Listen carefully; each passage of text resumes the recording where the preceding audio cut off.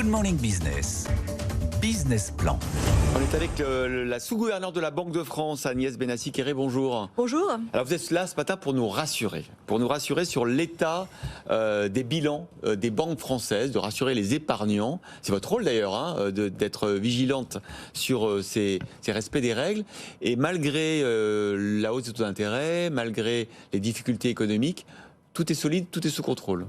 Alors, donc notre rôle, c'est d'effectivement surveiller le système financier dans son ensemble, repérer les risques, et il y a des poches de risques, on ne peut pas dormir sur les deux oreilles. Ouais. Mais dans l'ensemble, disons, le système financier a remarquablement résisté à la hausse des taux qui a été historique. Rappelez-vous, en juillet, avant la première hausse de taux en juillet 2022, on était à moins 0,5% pour les taux directeurs de la BCE, et aujourd'hui c'est 4%.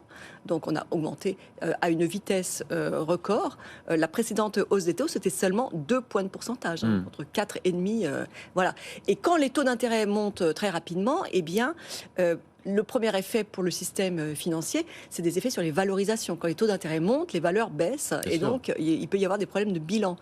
Les banques qui prêtent à plutôt long terme et qui se financent à court terme se sont retrouvées avec des actifs dévalorisés. Surtout les banques françaises qui effectivement nous prêtent à 20 ans ou 25 ans à taux fixe, voilà, alors qu'elles doivent se refinancer à taux variable et donc à taux en hausse. Exactement. Mais elle ne répercute pas sur le consommateur. Voilà, donc cet épisode est quand même une validation des efforts qui ont été faits par le passé pour recapitaliser les banques et puis pour prévoir des ratios de liquidité. Et je pense que ça a bien fonctionné. Du côté des assureurs, on a des assureurs qui avaient engrangé des actifs avec des taux d'intérêt très bas et qui doivent servir des taux qui soient compétitifs pour leurs clients.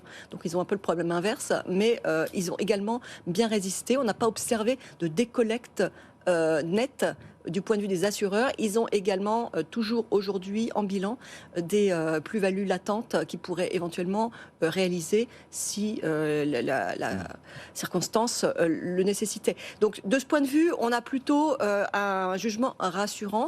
Les taux d'intérêt, donc vous avez vu la désinflation. Donc cette hausse des taux était extrêmement efficace pour ramener l'inflation vers 2%. Et donc la conséquence de ça, c'est que les taux d'intérêt vont normalement se stabiliser. On voit même les taux à long terme se tasser et les anticipations de marché pour 2024, donc les marchés anticipent même des baisses de taux. Alors savoir si c'est la hausse des taux des banquiers centraux qui a permis de faire baisser l'inflation, ça nous fait des débats toute la journée sur BFM Business, on ne va pas rentrer dedans. Donc vous nous dites, le système financier, il est solide, pas de risque sur les bilans, pas de risque de crédit qui est assez maîtrisé. Il y a un risque qui vient de l'extérieur, c'est le risque cyber. Ce sont les attaques contre les banques. Là, il commence à y avoir des cas pratiques. Tout à fait. Donc on observe une hausse forte des attaques cyber, mais en parallèle, une hausse très impressionnante des investissements du système financier pour se protéger. Vous avez vu, par exemple, il y a eu cette attaque d'une filiale de la Banque industrielle et commerciale de Chine aux États-Unis, qui a eu des conséquences sur tout le système financier, notamment qui a perturbé la liquidité des bons du Trésor américains. Donc le risque systémique, il est là. Tout à fait, et c'est pourquoi les régulateurs réfléchissent à la fourniture de liquidités à l'ensemble du système financier, pas seulement aux banques, lors d'un stress de liquidité. On l'a vu sur les banques régionales américaines, notamment. Et c'est pourquoi aussi, en prévention, le regard se porte sur le segment non bancaire. Vous savez que les fonds d'investissement peuvent avoir des structures de bilan qui ressemblent aux banques, c'est-à-dire un actif long et un passif court qui éventuellement liquide. Y compris pour les sociétés non financières. Or, ils n'ont pas accès aux prêteurs en dernier ressort, qui est la Banque centrale, et donc se pose la question de la liquidité. Et on peut avoir... Donc, il y a un chapitre dans notre rapport que nous avons sorti hier. Il y a un chapitre que je vous recommande sur le secteur non bancaire où on étudie les interconnexions parce qu'on pourrait dire les fonds d'investissement, vous avez investi dans un fonds d'investissement qui fait faillite, tant pis pour vous. Mais oui, mais sauf que s'il a investi dans votre banque, vous êtes peut-être moins indifférent.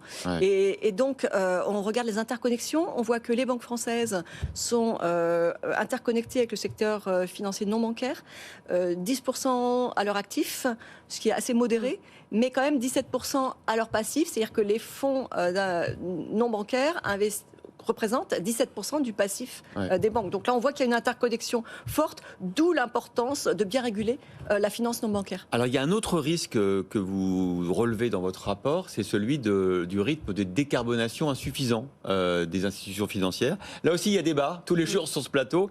Est-ce qu'il faut-il continuer ou pas? Est-ce qu'il faut précéder est-ce qu'il faut obliger les banques, par exemple, à moins investir dans les hydrocarbures, ou est-ce qu'il faut suivre la demande et la consommation qui continue d'être très forte pour, malheureusement, le pétrole et le gaz? Alors là aussi, donc, on a étudié ce problème. C'est un mouvement qui a commencé. Donc on a un verdissement du système financier. Nous, on considère qu'il ne va pas assez vite. Il est en phase d'accélération. L'année prochaine vont intervenir les plans de transition. Les entreprises non financières, mais également financières, vont devoir expliquer, publier comment ils atteignent les objectifs de net zéro en 2050, donc leur trajectoire de transition. La Banque de France travaille activement sur des indicateurs pour aider les banques justement à discriminer les entreprises en fonction de ce critère. Donc je pense qu'on va être dans un mouvement d'accélération. On voulait juste alerter, et la finance non bancaire n'est pas en avance par rapport aux banques de ce point de vue-là. Mais vous n'allez pas trop vite ? Qu'est-ce que vous voulez concrètement? Qu'il y ait un plan où on annonce clairement les banques et les acteurs non bancaires en disant voilà notre plan de sortie du financement des énergies fossiles, que ça soit pas... On a vu, le Crédit Agricole a annoncé la semaine dernière qu'ils arrêtaient le financement des énergies fossiles. 15 jours avant, Philippe Brassac était sur notre plateau en disant qu'il continuerait. Ce qui veut dire que parfois il y a un changement de braquet violent. Est-ce que vous voulez un plan de chaque banque sur qu'est-ce qu'ils vont faire sur les énergies fossiles? Mais bien sûr, c'est ça qui va se passer dans les années à venir. Elles vont être obligées par les directives, les régulations européenne. Alors, nous, la Banque de France n'est pas en charge de la transition énergétique, environnementale, soyons clairs. Ce qui nous intéresse, c'est l'exposition des bilans des acteurs financiers par rapport au risque de transition. C'est-à-dire le fait que si on attend trop, eh bien, à un moment donné, on va avoir des actifs échoués qui vont être provisionnés dans les banques, dans les bilans de ces C'est un vrai débat. Donc c'est vraiment la stabilité financière qui nous intéresse. C'est un vrai débat. Il y en a qui disent que si on fait aller trop vite dans la transition, alors que d'autres continuent d'investir dans les hydrocarbures, on met en risque justement les banques européennes qu'on va faire désinvestir les hydrocarbures au moment où ce secteur va continuer à boomer. Christopher Dembick est bien arrivé. C'est vrai, il y a ce débat. Exactement, tout à fait, qui est nettement mis en avant à l'heure actuelle.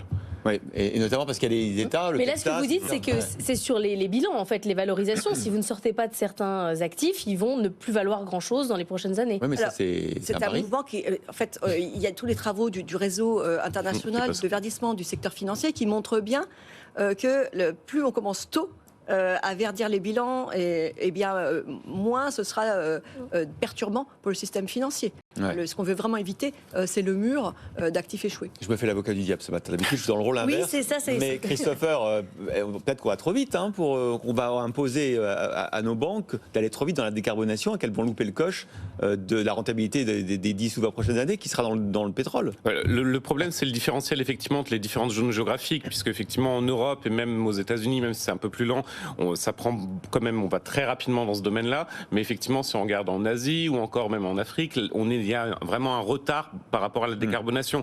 Donc il y a ce problème de concurrentiel qui se pose systématiquement, et bien évidemment aussi toute la question est de savoir si on nous annonce depuis des décennies la fin du pétrole, mais la réalité c'est qu'on voit que ça reste encore d'actualité, qu'on a toujours besoin du pétrole et qu'il y a un niveau très élevé. Donc c'est compliqué aussi pour les acteurs bancaires de complètement se retirer, tout en ayant conscience qu'il y a bien sûr ce risque au niveau de la transition.